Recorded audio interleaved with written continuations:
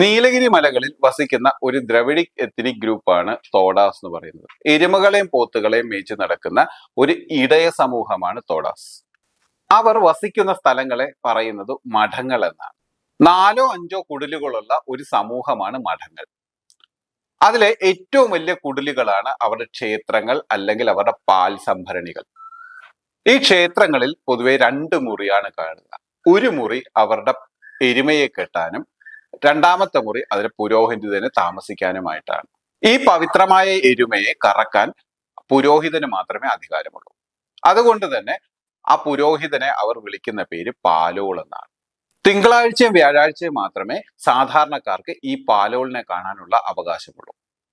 സ്വന്തമായി ഭാഷയുള്ള ഒരു ദ്രവീഡിയൻ ഗ്രൂപ്പാണ് തോടകൾ. അവരുടെ കുടിലുകൾ ഒരു അർദ്ധവൃത്താകൃതിയിലായിരിക്കും ഉണ്ടാകുക. 10 അടി പൊക്കവും 18 അടി നീളവും 9 അടി വീതിയുമുള്ള കുടിലുകളാണ് അവർക്കുള്ളത്. അതിന്റെ മേൽക്കൂര മുളകൾ വളച്ചാണ് ഈ അർദ്ധവൃത്താകൃതിയാക്കുന്നത്. അതിനു മുകളിൽ രാഗിപ്പുല്ലുകൾ മേഞ്ഞാണ് അവര് കുടിലുകൾ നിർമ്മിക്കുന്നത്. ആ കുടിലിന്റെ മുൻവശം തടി കൊണ്ടായിരിക്കും നിർമ്മിച്ചിരിക്കുന്നത്.